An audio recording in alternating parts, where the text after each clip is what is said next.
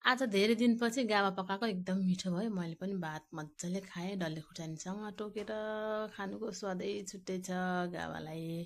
Hello नमस्ते सम्पूर्ण स्वागत छ मेरो अर्को मिनी ब्लगमा। आशा सम्पूर्ण आरामै हुनुहुन्छ। म पनि एकदमै आरामै छु। हजुरको माया साथ र सपोर्टले गर्दाखेरि मैले चाहिँ आज फेरि गाबा बनाएकी छु मेरो भान्सामा। मेरो बच्चाहरूलाई त एकदमै मनपर्छ गाबा भने चाहिँ खुसी खुसी भएर खान्छन् खाना चाहिँ।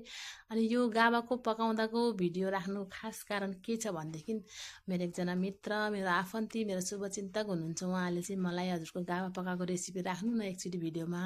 मलाई कस्तो हजुरले के पकाउँदाको भिडियो मनपर्छ, गाबा पकाएर राख्नु त, म पनि सिक्छु भन्नुभएको थियो। अनि यो भिडियो चाहिँ उहाँलाई हो आदरणीय मित्र हजुरको लागि यो भिडियो राखिदिएकी छु। मैले चाहिँ आज अलिकति बोडी पनि मिसाएको छु गाबामा। मैले चाहिँ के मिसाइरहन्छु, कहिले सुकुटी, कहिले बोडी, कहिले आलु पनि मिसाइदिन्छु। मिठो लाग्छ मलाई चाहिँ गाबा चाहिँ यत्तिकै मिठो लाग्छ, मिसाउँदा मलाई झनै मिठो लाग्छ। अनि मैले चाहिँ यसको लागि हिजो नै बोडी भिजाइसकेकी थिएँ, गाबा पनि हिजो टिपेर राखेकी थिएँ। मैले चाहिँ मसलाहरू घरमा जे जे आवश्यक र उपलब्ध छन् त्यसैलाई पनि प्रयोग गर्छु। धेरै यताउति तामझाम केही पनि गर्दिनँ। जसरी भए नि खाना मिठो हुने त हो नि भन्ने जस्तो लाग्छ। यति गरिसकेपछि गाबालाई मैले सिटी लाउनु छोडिदिएँ।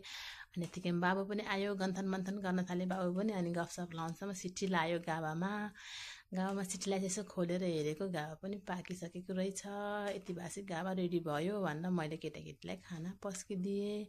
नानीको बस छिटै आउँछ नि त, त्यही भएर नानीलाई छिटै खाना खानिदिनु पर्छ। अनि बाबु चाहिँ अलिक ढिलो जान्छ। अनि तर दिदीभाइ सँगसँगै खाना खान्छन्। आज चाहिँ हामीले अलग अलग खाना खायो किनकि आफ्नो काम हुन्छ नि त। अनि बाबु नानीलाई हतार हुन्छ स्कुल जान, श्रीमानलाई काममा जान हतार हुन्छ। म चाहिँ दिउँसोभरि घरमै हुन्छु। आज चाहिँ मैले सबैभन्दा अन्तिममा खाना खाएको, घरको सबै काम भ्याएर खाना खाएँ।